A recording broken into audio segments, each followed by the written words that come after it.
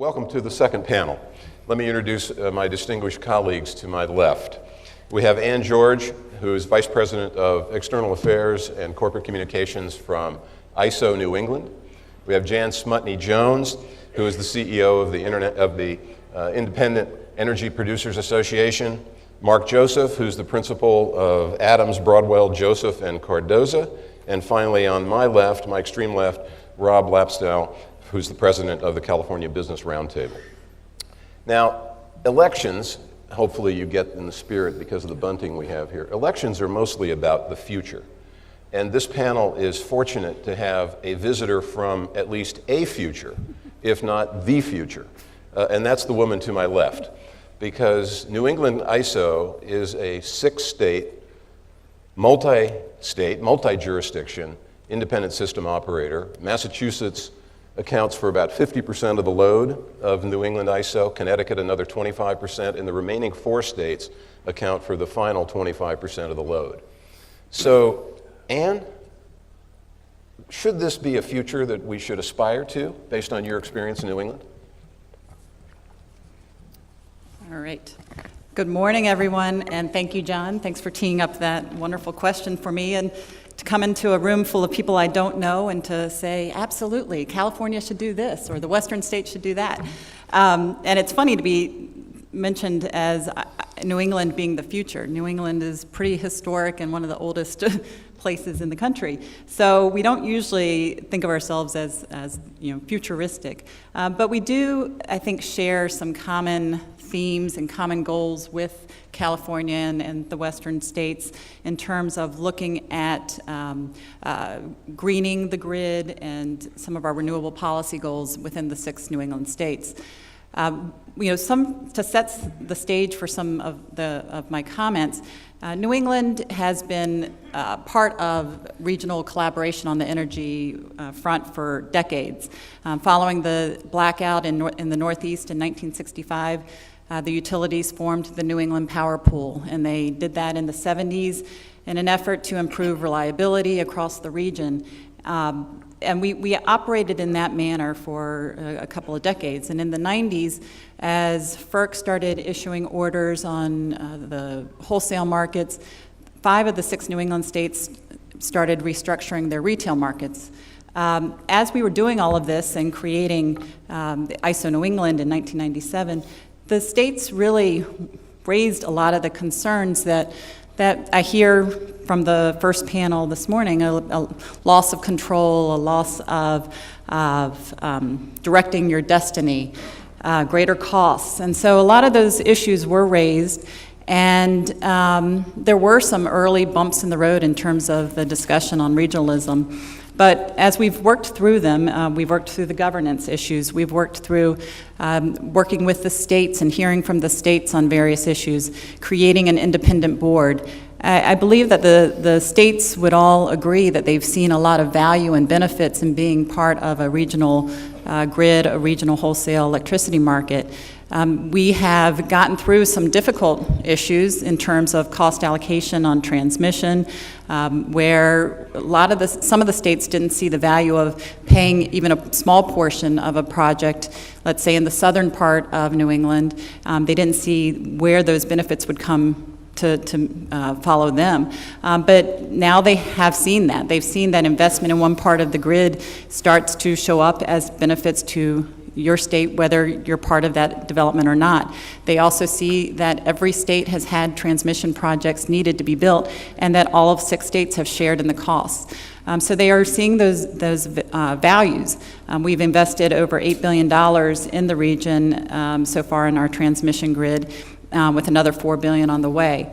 It's a relatively small footprint. I understand that the scale out here is much different, but I think that when the states can individually see a benefit from those investments, regardless of where they might be, that's when you get the buy-in and get to see the value of this. We've also come to some agreements on market design where investments in, let's say, energy efficiency in certain states, other states see the benefit from that because it reduces the amount of capacity that they need to purchase in the auction. So it reduces costs for everyone. those kinds of things and seeing the benefits play out, I think, is where the regional discussion has been helpful and has moved New England forward to see some real value and benefits in the regional approach to energy. So I'll stop there. So there's a point of continuity with the last panel, which seemed to be fairly pro-regionalization with some obvious concerns about how you get from here to there. Jan, how do you see it? Is it full speed ahead towards regionalization from your perspective? Should it be? Well, I think we're headed the right direction. Full speed ahead. We're kind of in an ice field right now, so we need to be careful about that. But I think we're going to be getting there in pretty short order. I represent pretty much the wholesale electric generation industry here in California. About 85% of the delivered RPS renewables, one of every kind, as well as a good portion of the gas fleet. And we are generally supportive of this effort because we think it's an opportunity to continue to support a wholesale market that's been very successful in moving California towards a more carbon neutral and manner. If you look at the progress we've made, there was a presentation that the CEC did, I think just earlier this month, that indicated that California is already at 20% below 1990 carbon levels. If you look at the gas fleet in California, which is, while the rest of the country thinks it's great to shift from coal to gas, here it's gas has turned into new coal. But that industry basically represents about 43% of the generation that California, the sixth largest economy, utilizes, but constitutes only 1% of the criteria pollutants. So it's a very clean fleet. On the renewable side, we've seen wind, solar drop the costs by 80 to 90%, and those are costs. Those are benefits now directly going to ratepayers.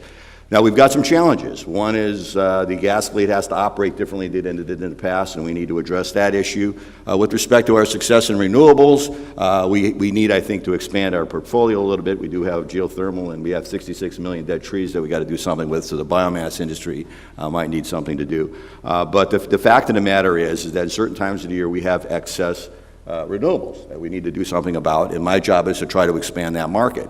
And where can we expand that? We can expand it throughout the rest of the West. I don't think we're going to force Utah or Wyoming or anybody else to follow our lead on climate change policy, but I think if we provide them cheap solar in the middle of the spring day, they'll buy it. So we're looking at this as an opportunity to sort of expand that wholesale market. And one other critical point, I think, that gets missed in this discussion is there's really nothing new here, okay? California has been importing 30% of its power for like the last 50 years. So what we're looking for here is a more efficient way of doing that, a more efficient way of exchanging resources around the West in a way that makes sense.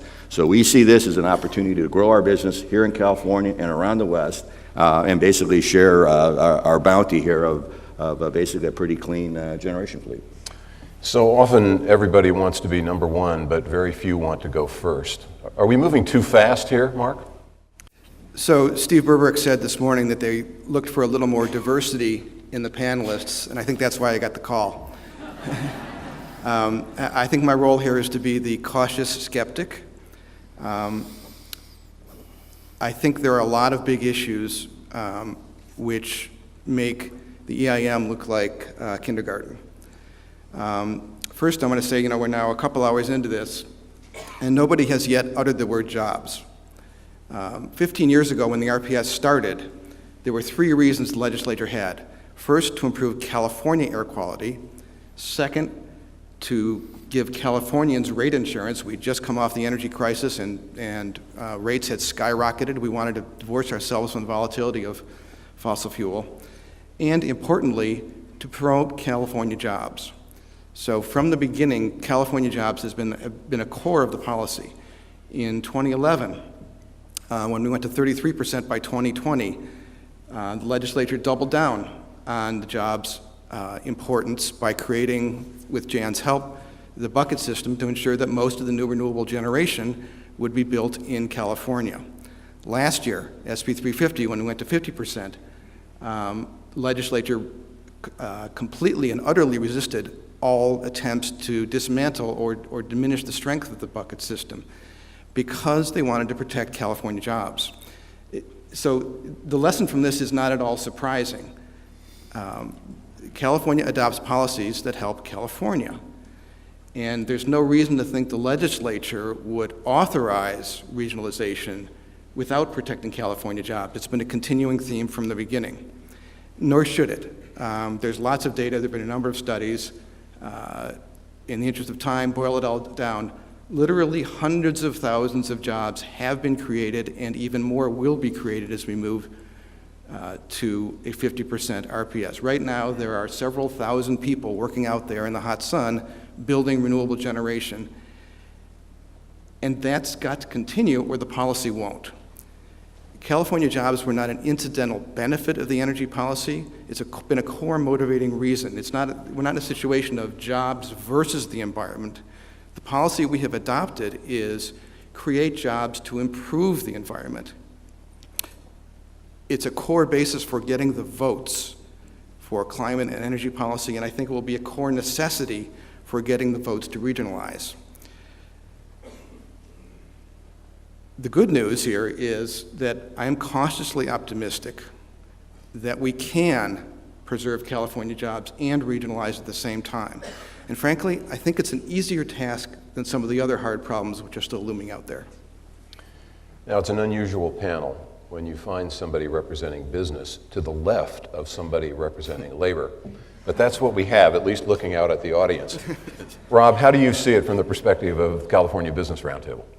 So thank you for the opportunity to be here this morning, and thank you for, most importantly, the opportunity to focus on these issues and have this discussion. As California's economy now is undergoing this massive transformation, primarily through energy and climate change, we are focused diligently on trying to understand what the intended and unintended consequences are as you try and connect these dots. So we go from the start with AB 32, which really started this transformation, and then to SB 350, and now SB 32 last week. And now we are obviously looking ahead to regionalization. So how these pieces fit together and how they impact each other is going to be crucial on whether or not we go full speed ahead and rush these policies, or whether we are going to acknowledge that we are having problems potentially in doing this, and we need to take the appropriate timeline to be able to put these pieces together appropriately. So case in point, obviously for business and our economy, we have to have infrastructure. Roads, infrastructure. Electricity, the key to our future. So this policy, what is being discussed today, is really about where California goes for our kids and our grandkids. There's no question about that.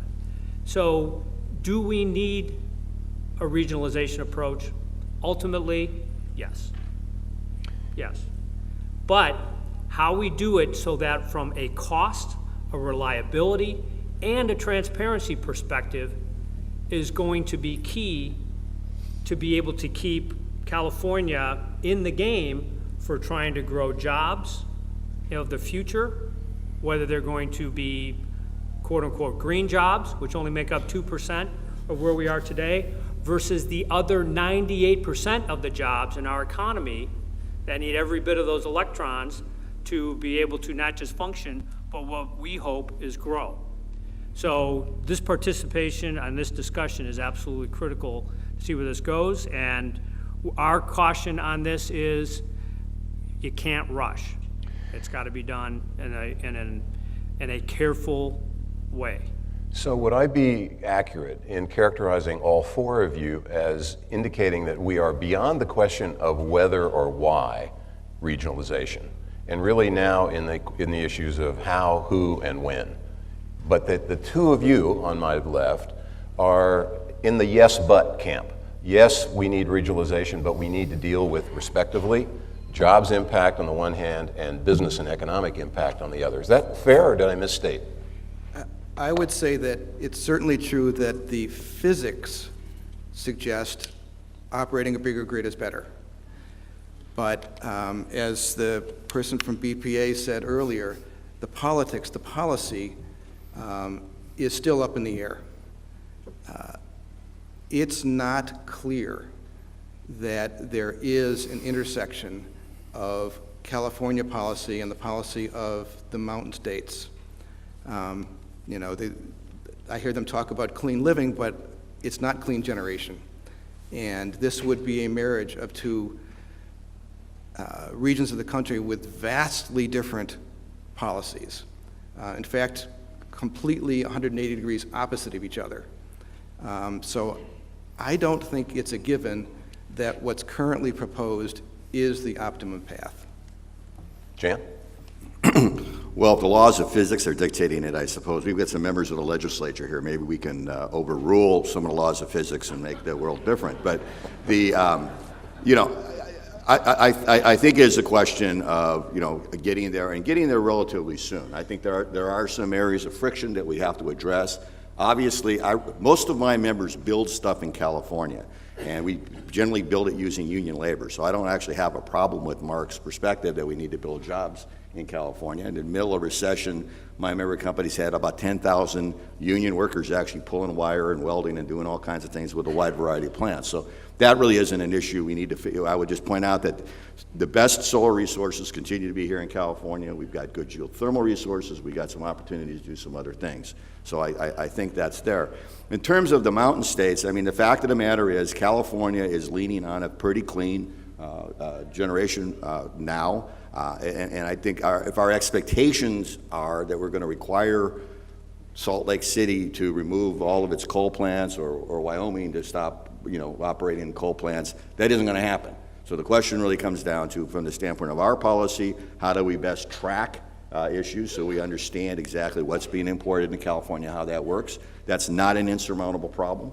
And I think, by the way, economics is going to drive a lot of that. If in fact we have zero emitting solar selling at a very low cost, the fact of the matter is they will be backing down coal plants that actually have a fuel cost, if they can. So I think that, I think we're headed the right direction. There are some areas of friction that need to be addressed, but I don't see anything that's insurmountable. I heard two time phrases between Rob and Jan. Jan, you said relatively soon, and Rob, you said ultimately.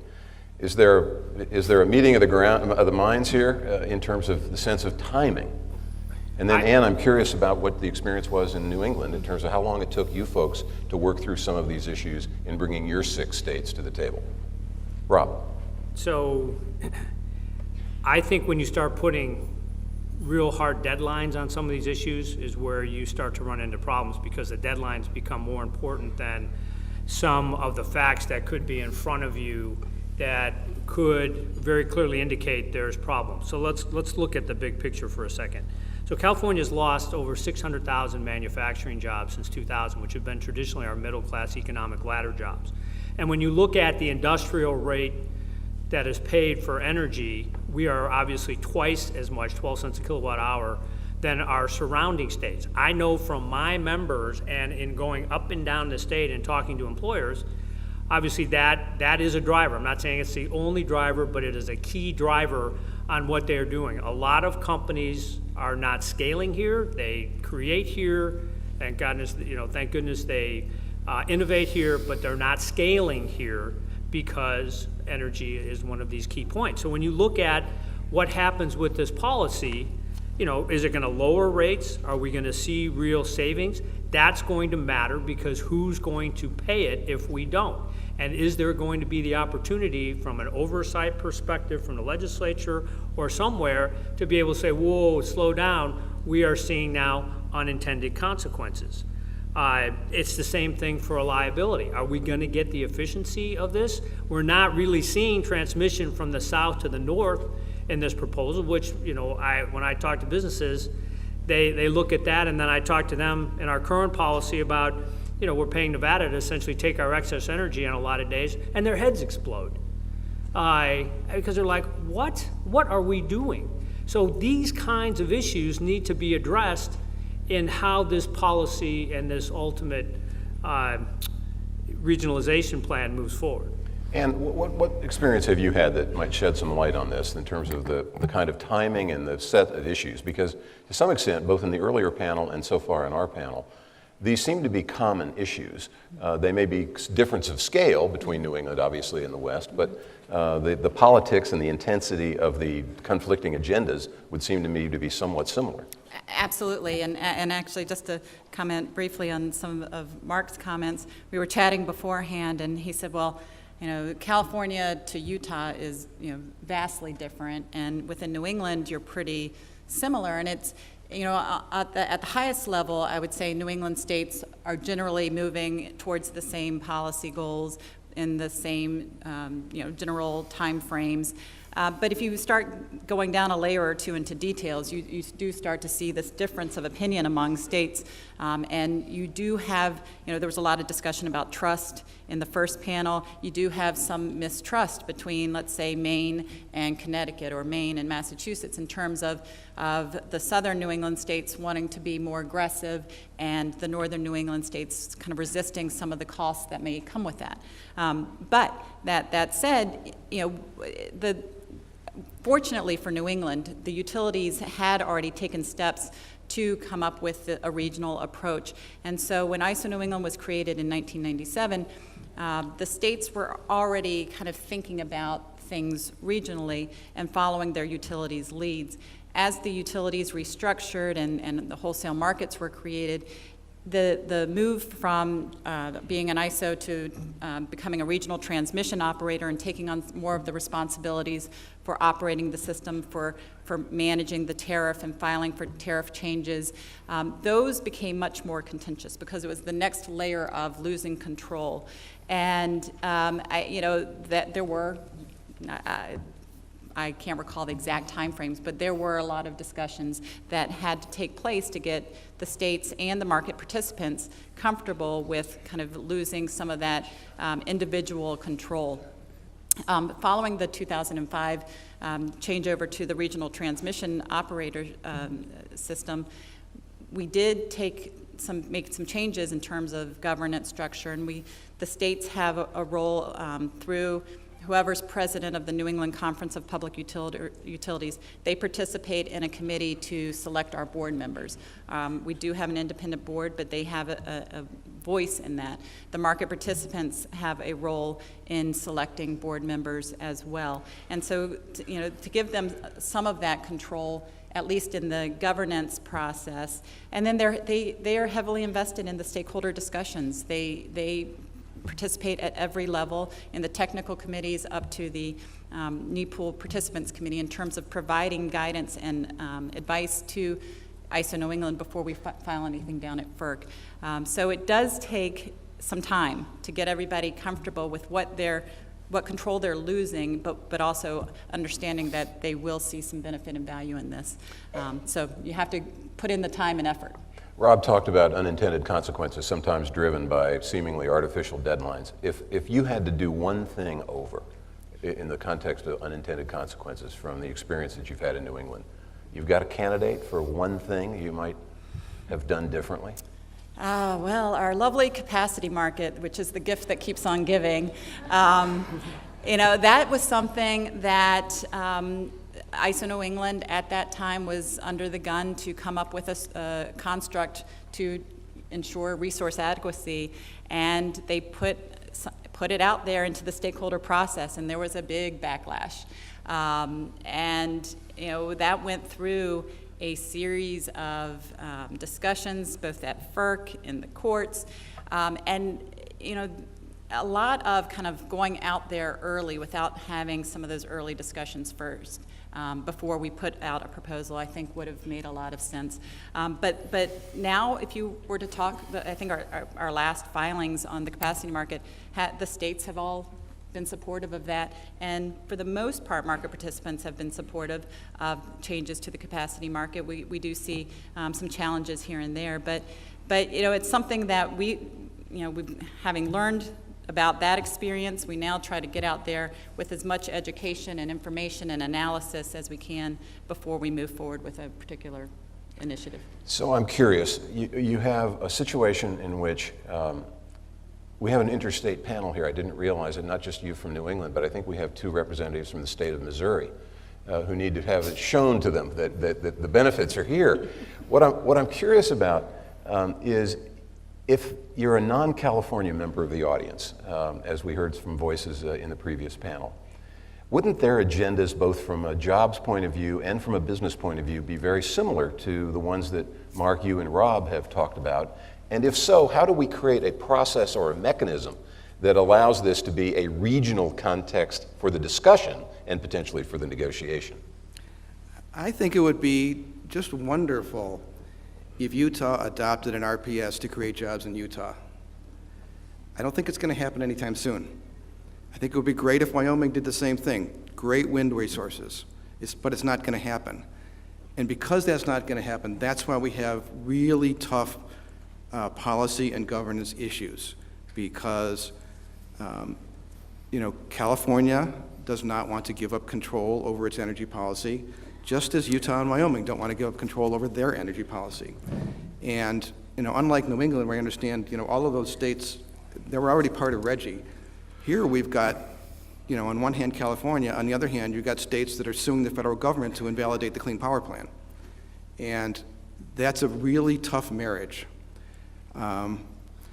We hear a lot about, won't it be great if we have independent board? Well, what an independent board means is that economics is in fact the controlling policy. It's very easy to foresee that 5 or 10 years from now, the California Air Resources Board will say, in order to meet our GHG goals, we have to not have economic dispatch, but we have to dispatch based on GHG emissions. Well, I don't know how we do that if we have turned over the policy to an independent board whose only fealty is to economic dispatch. These are really hard problems. Jan? Well, I sense you wildly agree here. oh yeah, Marc and I go way back and agree on everything. So at any rate, actually I could probably give his speech and he could give mine. So I certainly hope, first of all, that my colleague is not insinuating that the current board is not independent, because that would lead to a very significant crisis at FERC. I think the board, going all the way back, and I remember being on it at one point in time, and that was a long time ago, has always done a very good job of trying to incorporate the policies of the state of California and whoever else we're interacting with into how the system operates. The ISO does not initiate policy. That's not its job. Its job is to run a grid and to try to incorporate the resources that come out of those policies into that grid. And Rob, if your members are worried about there's too much power on the grid or whatever, that's not the ISO's issue. That is these are resource decisions that have been made elsewhere. So the question really comes down to, can we build a system that recognizes the fact that there are different states that have different interests. There are more people living in I think in Sacramento County that live in Wyoming. So I don't really believe that Wyoming is going to somehow be able to dictate a policy that's counter to the interests of California. California continues to have control over the entities that it regulates here, its utilities, which actually purchase power. And so I don't see a parade of horribles out there. There are legitimate governance issues that need to take place. My big concern is that the board of directors of the ISO, and this is true for every other RTO, are basically running a corporation whose job it is to operate a grid independently and very reliably. Okay, it is not a government institution. We build government institutions to make it hard to make decisions. Okay, that's what we do. I mean, that's sort of it's structured. Or to at least kick them down the road for a while. Yeah. So one of the concerns that I have about the governance discussion is that we get to a point where we're basically creating a sort of multi-state agency of some kind, where we don't get anything done in a timely manner simply because we're constantly having political debates rather than trying to figure out how to make electrons flow. Rob, what's your take on this? Is there a regional context or process that would allow your members, who are obviously concerned about their own competitiveness with anybody, not just their neighbors, but with anybody in their respective industries, is there an opportunity to create what somebody in the earlier panel talked about as a win-win resolution here? I think the issues have been well-defined just now in a brief amount of time. And actually, I came today because I was hoping to come to lunch and hear the governor outline the solutions to all the issues that they just talked about. So I assume we're going to hear it in just a few minutes. But I think given the magnitude of those issues, obviously the governor is grappling with those as well.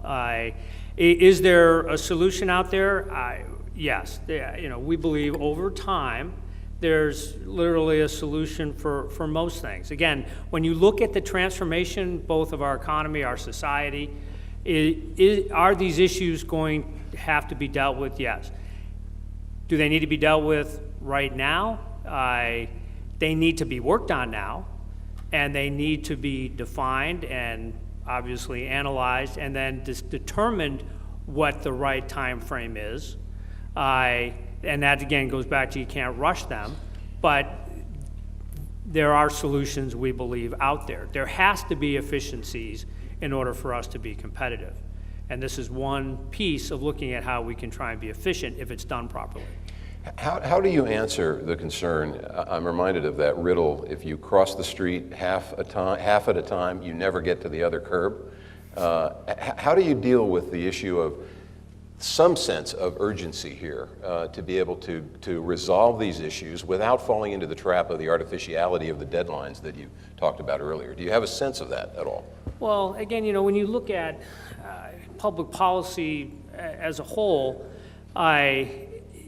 oftentimes, we have lessons that we have learned from the past. I think all of us know in the late 90s where that issue was around energy and what happened.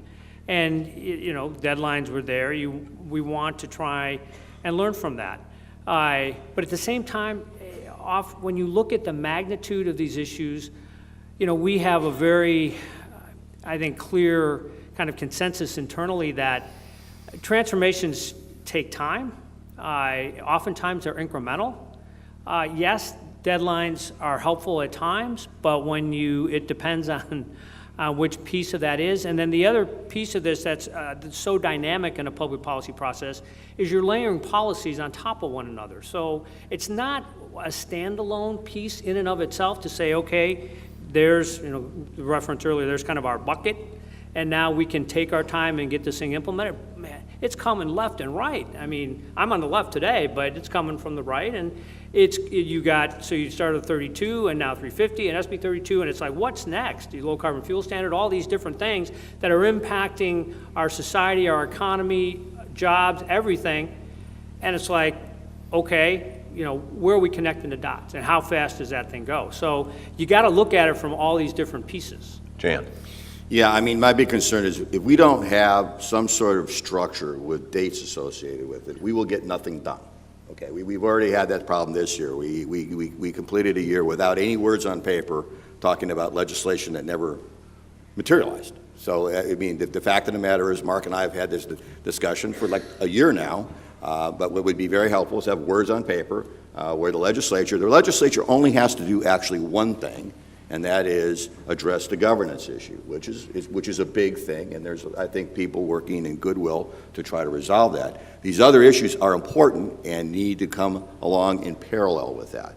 And there's several areas of friction. One, as Marc indicated, is this bucket issue, which is obviously near and dear to his heart.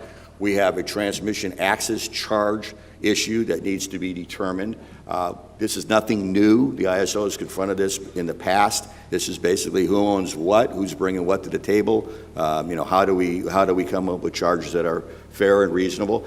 That has to be done sort of in a process that is not legislative. It sort of happens through the ISO and ultimately ends up in the FERC filing. You have an issue, you're going to hear about this, I think, this afternoon on the environmental issues. There are issues being raised with respect to, how do we account for carbon that may or may not be in the system. I'll just point out today California uses, I think it's 20%. I think that's at least in the PG&E service territory of, unspecified power. Well, I assume there's some coal in that. We just fool ourselves thinking that there isn't. But the fact of the matter is, how to account for that stuff is important. That's not insurmountable. We have the technology and we have the capabilities and the policy to figure that out. The resource adequacy issue, that's obviously important to California, and it's important to each and every other state. I think if California decided tomorrow it wants to build 1,500 megawatts of batteries and plop them down in the middle of Los Angeles, you know, they'll have to cover the cost of that, but so be it. The ISO will figure out a way to work that out. If Utah decides that coal plant that's on I-80, as you drive into town, they want to keep that to keep the lights on in Salt Lake City if they need it, I think it would be pretty arrogant of us to say they can't do that, right? They can do that now, and I don't see the ISO in the future telling them they can't. The question is, economically, would that make sense in a future grid that has more clean renewables on it? And I think that the answer is no. But so that's another area of friction. But none of these things are insurmountable. But we have to have a structure and dates around these to actually get stuff done. Otherwise, you're going to come to this symposium 5 years from now, and the four of us will be up here having exactly the same conversation. We will not make any progress. So, Marc, is there an end to the debate, the Marc and Jan debate at some point here? Yeah, so let me put two bookends here. Over the last year, there were many discussions in California. I understand there were some outside California. Jan participated in the ones inside California, and we learned a lot. We learned a lot in terms of defining each of the issues that Jan identified, exactly how they work, and there was a lot of discussion about potential solutions. I think it was a year well spent. I think it's probably another year's worth of work to get that done. I think it is conceivable to do that in a year. That's one bookend. The other bookend is, by all accounts, we have no issue with overgeneration before 2024. It doesn't become anything that the ISO can't currently handle with current mechanisms until at least 2024. So while there's some urgency and we don't want to have an unending process, we need to make a decision one way or the other, and if so, how we do it. Thinking on a scale of a year or so, I think is reasonable. So I heard a potential deadline there that everybody can hold these guys accountable for. Next year when we get together, there should be a meeting of the minds, at least between the two center panelists, if no one else. Come back to this issue of how do we get our hands around either the jobs impact or the impact on the business community? What's the process by which we do that, by which you guys get the answers that you and your constituents need in order to take it from the yes, but category to the yes, let's move? I'll answer the jobs question. It's actually not very hard. It is the second thing the legislature can do if they authorize changing governance. It's just a matter of updating existing statutory language, which was written without regionalization in mind, and updating it to a regional situation so that the same benefits that are expected from SB 350 will continue to flow to California for the most part. It's not that hard. Rob? I mean, so that's a policy piece, but then there's also a data piece to that discussion. And we look hard at the data. I mean, let's look at data for just electric vehicles, which enter into this discussion and equation as well. So, from what the current projections are, well, we have to be at 30% of new car sales of electric vehicles by 2030. I have a hybrid plug-in that I drive. So we're part of this process and this transformation. And, there got to be, 4.2 million EVs by 2030, and there's currently 200,000 on the road today. So do you see a data trend there where we can make that leap? Some can, maybe some can't. But all those impact jobs. So we spend a lot of time in looking at the hard data to be able to bring that back into the discussion with the policymakers and others to see what the current dynamics are in real time with the economy and then around some of these policies. And what's been the experience in New England in terms of the increased confidence in the modeling that you do around similar kinds of issues? Job impact, jurisdiction by jurisdiction, aggressive take-up of EVs and the like? Well, we don't look at job impact. I think Jan noted this. The ISOs don't get involved in, the policy decisions of the individual states. One of the things that we do try to show when we're looking at different initiatives at ISO New England is what would be a kind of impact analysis to a typical customer bill. We try to extrapolate the wholesale impact down to a retail bill. But there are some pieces and some policy goals that just don't come into the sphere of our thinking when it comes down to planning, and whether it comes down to system planning, markets design. But I will say that one of our kind of the most recent discussion that the New England region is having is looking at some of those public policy goals that aren't in our mission, in the ISO's mission, and trying to integrate markets with some of those policy goals, and looking at individual states. And so if Massachusetts has a particular policy goal and Maine does not share that policy goal, if you're trying to integrate that more closely into the wholesale markets, how can you ensure that Maine is going to feel some benefit there and not feel just increased costs? And so that is something that is taking place right now, where the states are saying, okay, we're all on board to have this discussion, but we're going to kind of go through these discussions and think about what impact this is going to have on my customers and in my state. So it's hard to do, but the wholesale markets were not designed to solve for some of these policy goals. And you have the advantage, obviously, of looking at these kinds of issues from the other side of the river. You're operating the grid, and here we're trying to decide who is in, what's the timetable, what are the issues, how do you deal with governance issues that are now behind you.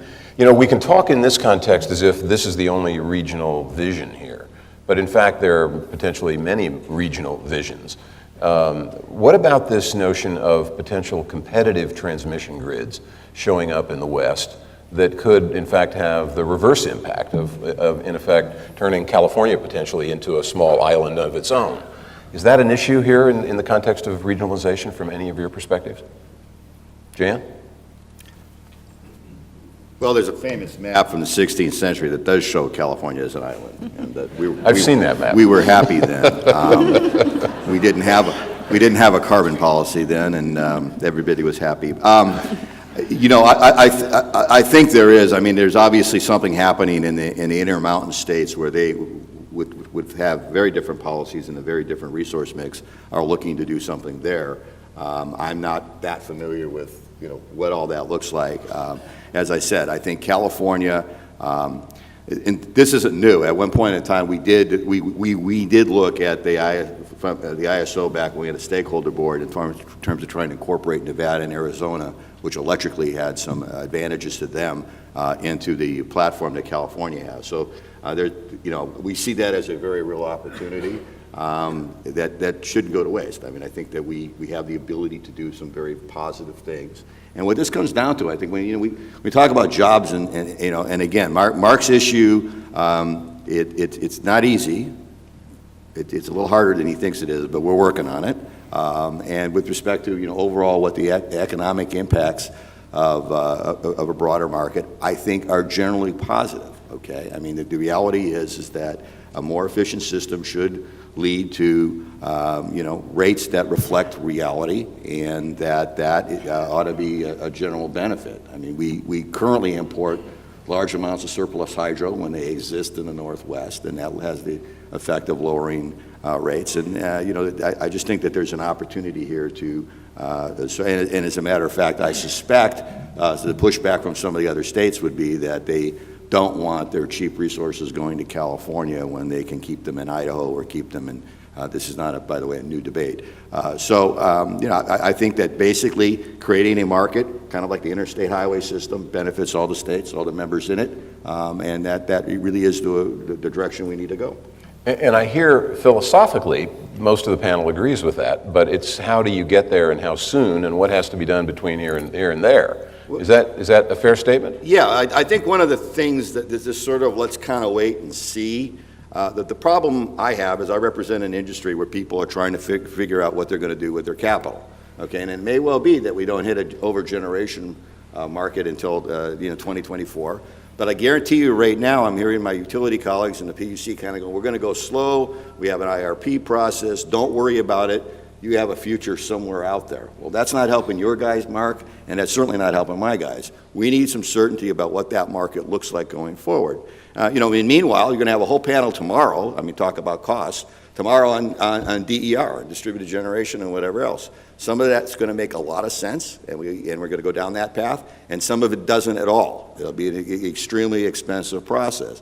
So it's not like the world has stopped, and the only thing we're talking about in California policy is whether or not we expand this market or not. There's other factors out there that I think that are very, very important. And as I said earlier, the electric sector has done quite a bit already with respect to the carbon policy in this and it started actually in the early 1990s. The transportation sector, which I think Rob suggested earlier, there's 35 or 40% of the carbon out there is the transportation sector. It's a big problem, and it's a really, really, really hard problem to solve. And so hopefully some of the issues with respect to the carbon policy in California kind of shift to what do we do with our surplus of renewables and how do we utilize that in the transportation sector. We just carried a bill last year, this last session, to deal with water processing, using surplus solar for processing water. So there's all kinds of things we can be doing, but we need some certainty around these markets. Otherwise, big opportunities go away. Yeah, Ann. And I definitely don't want to comment on how fast you should move here in California or in the West. But I will say, and I'm sure California ISO has said this, even after you make the decision, there's still several years probably of implementation. And so, to Jan's point, these decisions and the implementation take a lot of time, and I think that's where, whether it's developers, whether it's policy pushing a certain direction, whether it's more things going behind the meter, things are changing, and as you look to what is the best way to approach it, I think you do need to think about that timing, because things are moving forward. This industry is changing fairly rapidly, and the design needs to at least be decided on if you're going to move in that direction, and then have folks work on the implementation. Marc, you said earlier that one of the central tenets of a governance system to satisfy your concerns is that California not surrender its prerogative to pursue California's own agenda, whatever that may be as it changes in the future. What I'm curious about from each of you, from different perspectives, is if you had to lay out the top one or two items on the agenda of figuring out an effective governance system for a more regionalized grid, we've got one candidate, which is California's right to California policy ought to be preserved. Are there other ideas specifically that any of you have about the top one or two questions that governance needs to resolve? I think the key thing to remember is we don't know what the issues are going to be 5 years from now and 10 years from now. It is impossible to predict. 20 years ago, we were sitting in rooms like this and rooms across the street, and it was a matter of gospel that creating a power exchange where all energy was bought and sold would bring the magic of the market to the energy industry and drive down prices, and everything would be wonderful. And we know how that turned out. We don't know what the issues are going to be 5 and 10 years from now. So the important thing is that the governance structure preserve the ability for each state to be able to implement its decisions about the issues that come up in the future. Now, obviously California doesn't want to have its policies dictated by other states. Other states have exactly the same interest. And so that's why I think that the path for governance has to be explicitly preserving the rights of each state and not turning it over to a detached governing board which has no allegiance to any state. But doesn't that sound, in American historical terms, that's the federation approach, right? Where, in effect, we all join together as long as each of us figure out it's in our interest, and the minute it's not in one of our interests, we can bow out. So where's the benefits that Jan talks about in terms of an integrated management of a grid in the kind of configuration that you're talking about? I don't think that there's any prospect that this is anything other than a one-way decision. Once we form this, it's not going to be undone. The institutional and technical intertwining of the systems is going to be such that it can't be undone. It's the Humpty Dumpty moment. That's right. Well, it's the opposite of the Humpty Dumpty moment. And so, you know, while some would criticize the Articles of Confederation for the purpose which they intended, I think for this purpose, it's exactly what we need, because people will not be able to leave. They will have to figure it out, but doing so with people whose interest is, and whose allegiance is to the state policy from which they come. Rob, what's your sense on the top one or two candidates from a governance perspective that need to get resolved? So I think Marc outlined that very thoughtfully, and we struggle with this. We've had many internal discussions of my members who are both producers and users, and this is hard because it is a seminal moment once that decision gets made, and so and we set down the path. We've never seen anything essentially get pulled back. I can't think of a single policy necessarily where that's really occurred, unless it's under extreme circumstances. So as we look at the governance issue, we again believe it has to take place in kind of a set approach where they're going to have full transparency around how the members are going to come together. There has to be, it can't just be like January 1st, the current board's gone, everybody's gone, and this thing rolls over. There has to be some sort of phase-in process for where this board goes to see how some of these pieces are going to go. And we don't know yet how long that phase-in process is, and we're interested to see, obviously, starting in January, where that discussion goes. But if it's just, day one, on a set date and everything flips, we don't believe that that's going to be helpful, pursuant to some of Marc's comments as well. Jan, what are your candidates? Because the list can be new board. The list can be long, but at the top of the list, in terms of the threshold questions that have to be resolved for governance. Since we're focused on the governance issue right now, I think it's really important to recognize the fact that what the ISO does. Okay, and you can call it the physics police, you can call it an air traffic controller for electrons, but their job really isn't to foist policy, to cook up new policies and foist them on the market. That isn't what they do. I think they've done a pretty good job in terms of trying to take policies that certainly California has put forward, both on a large scale in terms of the RPS and some of the DER and plug-in hybrid stuff and whatever else, and I think they've done a pretty good job of trying to continuing to make that happen. I would envision a board in the future continuing that way. That's their job, and also be sensitive to what other states, what the local requirements are there. The reason we don't have the Articles of Confederation is because it interfered with interstate commerce, and you had 13 individual economies on the eastern seaboard that weren't very prosperous. That's why we went to a federal system. I think this is new. We pride ourselves in the West that we're always different, and we're not like those people back east. But I think we have the opportunity to, build, to more efficiently build what we do now, which is basically we do trade with our neighbors now. And I don't see any reason for us to, I think we need to be thoughtful in terms of how we structure this. But if all we're doing is saying, like, well, my God, 20 years ago, and by the way, September 23rd, it will be the 20th anniversary of the signing of AB 1890. My God, what a mistake that was. Well, the biggest mistake in 1890 was put forward by the PUC, not by anybody else. Basically, not signing longer-term contracts in the midsummer when it actually would have helped knock the volatility off. So there was lots of state control there, and they screwed up. I would actually use a different word, but this is polite company. So the fact of the matter is that we should learn lessons from that, but not the wrong lessons. And a wrong lesson would be, let's not do anything forward or bold or basically making the system more efficient because we're worried about something that happened in the past. It's important to learn lessons, but it's important to learn the right lessons. And I think we've learned from we've learned from that experience, and I think we can take that experience and move forward to basically create a better integrated Western grid that serves all the states and serves them well. And you've got the credibility of representing 6 of the original 13 colonies. so.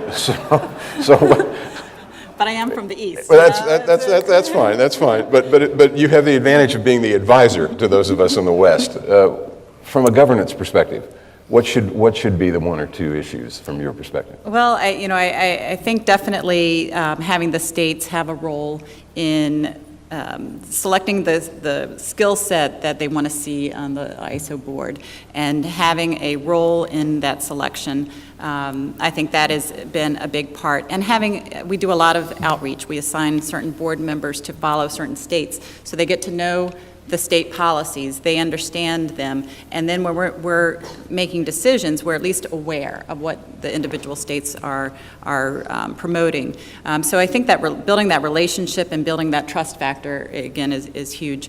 And then having just a clear understanding of that, that there's a process where their voices are heard, there's a voting process in the NEPL stakeholder committees, and at the end of the day, they trust that ISO New England is hearing them, and we will take what we can in terms of taking their comments into consideration when we're designing, whether it's market designs or moving forward on other changes to our tariff. But at the end of the day, we're independent. And so I think that gives individual states some comfort knowing that we're not going to, Massachusetts is the largest load in the region. We don't do whatever Massachusetts wants. Massachusetts may want us to, but we don't do that. We listen to what Massachusetts wants, but we also know that we've got 5 other states, and so we're responsive to all of our members and, try to come up with consensus where we can move forward. And I think the states, to their credit, when they formed the New England States Committee on Electricity, they have a voting structure, but I don't know if they've ever actually resorted to that because they have moved towards reaching conclusions based on consensus. I asked earlier whether or not this discussion of regionalization had moved from the whether and why to the who, how, and when and what. It's easy in these kinds of panels to end up with an exchange of ideas and no deliverables at the end. So as I forewarned you, and I'm going to start, Rob, with you, what one action would you recommend? Who needs to do what by when in order to satisfy or deal with some of the concerns that you've raised this morning? So I think what we see from a business community standpoint, I actually have to answer that in a 2-part perspective. One is that when they set the proposal for the governance committee, there needs to be some sort of discussion in blending the different sensitivities to the economies overall about how there can be some triggers to be able to say in these implementation timelines as they move forward, if there's major downturns, if there's individual impacts without blowing up a region as this moves forward, but how can they address that? There has to be a mechanism in this, and we haven't heard anything in that discussion. And so if the legislation is going to move next year in 2017, we would like to see that as part of the discussion right away. Marc, who needs to do what by when? So as far as I can tell, and perhaps my sample size is biased, most of the discussion and most of the work and most of the hours that have been put into this have happened in California with Californians talking with Californians. Road trip. Oh, sorry. But I hear Utah, or I hear Idaho is, nice and lots of clean living there. We're happy to go there. I think the next step should actually be the states in the West collectively talking to see what solutions might be out there. I don't think it does us much good in California to decide, okay, here's what we want, and then cast it out to see if anybody will bite. Now, I know obviously conversations have been had, but I think it needs to be a larger group. It needs to be more people.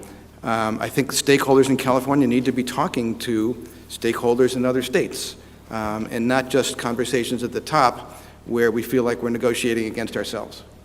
Jan, who, what, when? Okay, well, I am a firm believer that what we need January of the next year is some legislation that deals directly with the governance issue. In addition to that, I think there needs to be a schedule or an outline of basically what are the other issues that need to be addressed, because as I indicated earlier, there's maybe 4 major sources of friction, but again, are not insurmountable, but are really not conducive to legislation. You're not going to solve the TAC, God help us, in the legislature, okay? That's something that needs to be done someplace else. And by the way, this whole thing could fall apart if the TAC issue isn't addressed. So I think, you know, having a program that sort of lays out what needs to be done and some timeline there. I think the legislation on the governance is very important. I don't disagree. I think there's been a lot of outreach to the other states, and unless there is outreach to the other states, is it going to fly? I think, and but the one piece, we do need legislation, and you know, I think, you know, Governor Brown has expressed an interest in this. We sense a positive interest in this, and I think it would behoove us to try to get this done, obviously in his administration. Basically, get it done, and I think everybody on this panel has indicated there are a set of issues that we're going to have to negotiate and deal with over a 2 or 3 year time frame.